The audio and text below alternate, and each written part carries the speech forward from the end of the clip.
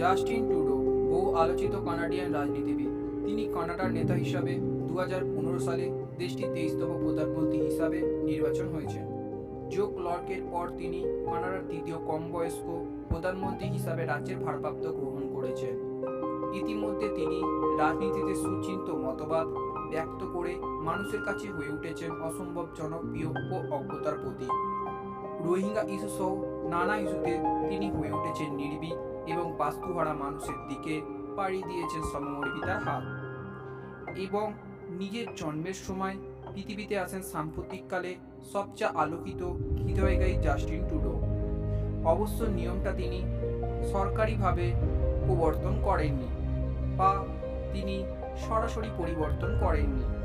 মা মার্গার সিনক্লিয়ার করেন।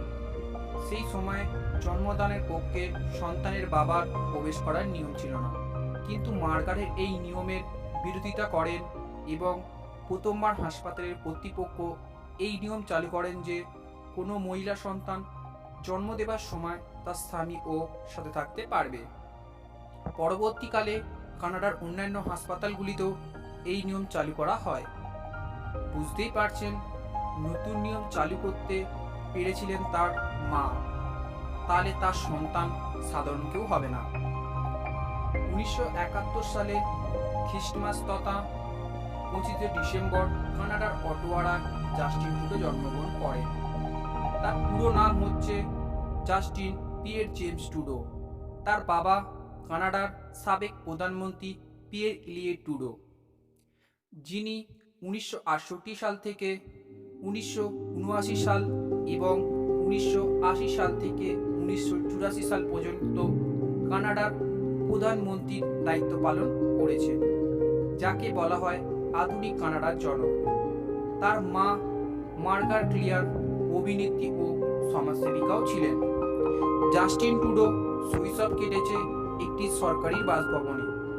রোজ সকালে তিনি স্কুল বাসে করে অটোয়ার এলিমেন্টারিতে পড়াশোনা করতে যেতেন। দুপুরে লাঞ্চের জন্য বাসে করে ফের ঘরে ফিরে আসতেন।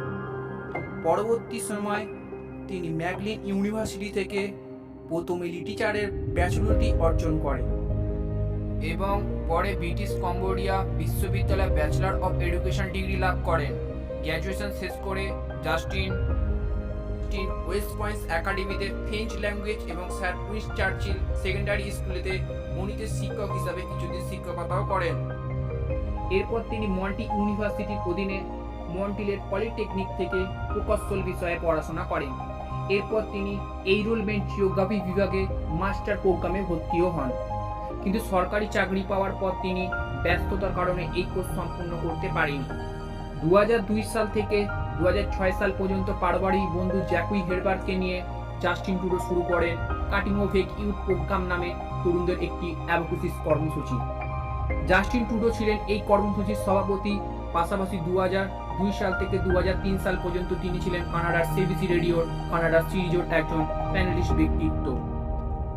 এই অনুষ্ঠানে কোয়ারিস্ট জোনের কলোনি অফ অ্যান্ড্রুকেন ডিমসের জন্য তিনি চ্যাম্পিয়নও হয়েছেন। ছোট ভাই আলেকজান্ডার ট্রুডোকে নিয়ে 2004 সালে টরেন্ট বিশ্ববিদ্যালয়ে জাস্টিন ট্রুডো চালু করেন টরেন্ট সেন্টারি পিস অ্যান্ড কনফ্লিক্ট স্টাডি বিভাগ। 2006 সালে সাহিত্যের ওপর গিলালের পুরস্কারে তিনি ছিলেন একজন হোস্ট। 2007 সালে জাস্টিন ট্রুডো সিবিসি টেলিভিশনের জন্য দ্য কেট ওয়ার নামে প্রথম বিশ্বযুদ্ধ কানাডার অংশগ্রহণের ওপর 2 পর্বের মিনি সিরিজ ডকুমেন্ট ফিরান নির্মাণ করেন। 2000 সালে নির্বাচনে কনজারভেটিভ পার্টি মাইনর সংখ্যাগরিষ্ঠ সরকার গঠন করেন। জাস্টিন ট্রুডো তখন পার্লামেন্টে বিরোধী দলের সাংসদ হিসাবে চৌকিশ ভূমিকা পালন করেছিলেন। এই সময় তিনি কনজারভেটিভ দলের প্রধান টার্গেটে পরিণত হন। সংসদীয় একজন বিরোধী দলীয় সাংসদ হিসাবে তিনি international volunteer service for young people বিলটি উত্থাপন করে। তার সংসদে সবার দৃষ্টি আকর্ষণ করে এবং পাস হয়ে যায়। 2002 সালে হাইতিতে ভয়াবহ ভূমিকম্পের পর জাস্টিন ট্রুডো হাইতিয়ান বাসীদের অভিবাসী সুবিধার পক্ষে প্রচার চালান। এই সময় কানাডার হাইতিয়ান কমিউনিটি তিনি বিশাল জনপ্রিয়তা অর্জন করেন। 2011 সালে ফেডারেল নির্বাচন লিবারেল পার্টি তৃতীয় দল হিসাবে মাত্র 24টি আসন লাভ করেন। একই বছর তিনি সেকেন্ডারি শিক্ষা, যুব ও শৌখিন খেলোয়াড় বিভাগে সমালোচকের দায়িত্বও পান।